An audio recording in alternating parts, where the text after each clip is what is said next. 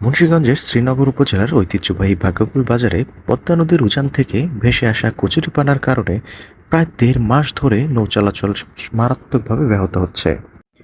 এতে বাজার কেন্দ্রিক ব্যবসা বাণিজ্য প্রায় স্থবির হয়ে পড়েছে এবং দুর্ভোগে পড়েছেন নদীপাড়ের কয়েকশো মানুষ। স্থানীয় সূত্রে জানা যায়, পদ্মার চরাঞ্চল থেকে প্রতিদিন প্রায় ৫০০ থেকে ৭০০ মানুষ ভাগ্যকুল বাজারে হাটবাজার করতে আসেন। তবে ঘাট এলাকায় কচুরিপানার বিশাল স্তূপ জমে থাকার কারণে এখান থেকে নৌকা, ছোট বড় ইঞ্জিন চালিত ট্রলার চলাচল মোটেই করতে পারছে না। ফলে চরাঞ্চলের মানুষকে প্রায় ২ কিলোমিটার ঘুরে ভাগড়া বাজার হয়ে ভাগ্যকুল বাজার আসতে হচ্ছে। এই দুর্ভোগের বিষয়ে স্থানীয় ব্যবসায়ী এবং স্থানীয় মানুষজন বলেন, গোল বাজার তো ঐতিহ্যবাহী ভাই, গোল বাজার এখন প্রায় 2 মাইলের মতন কচুরি। এই কচুরির কারণে বাইগুল বাজারে যে চরে থেকে যে প্রায় 200, 400, 500 লোক বাইগুল বাজারে আসে, ওরা মাছ, তরি তরকারি, অন্য অন্য জিনিস নিয়ে আসে, ওরা আসতে পারে না। এই কারণে বাইগুল বাজার এখন মিলেও না, বাইগুল বাজারে অনেক মৃত্যুর সমতুল্য। কোনো লোকজন আইতে পারে না এখানে। সবাই যারা গরিব মানুষ আছে তারা খুব অসহায় আছে। কস্তুরি পানার জন্য আমাকে এখানে কোনো চলাচল সব বন্ধ, হাট বাজার সবই আমরা এখানে বন্ধ।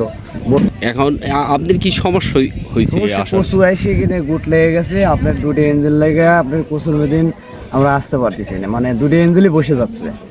আমার 10 মিনিটের জায়গার রাস্তা আমার 3 ঘন্টা করে সময় লাগতেছে। মানে এই জায়গায় আমার এই ঘাটে আর ট্রলার নিয়ে আসার মতন মনে অবস্থান নাই। ইজারাদার না জি, কি বাইকগুলোর অবস্থা এরকম? স্যার ওই যে কস্তুরিতে এটা বোঝা হয়ে গেছে, ছোটো ছোটো যে বোট আছে, বোটে একটা চলতে পারে না। ঘাট অথবা বাজার দুটোটাই অচল হয়ে গেছে।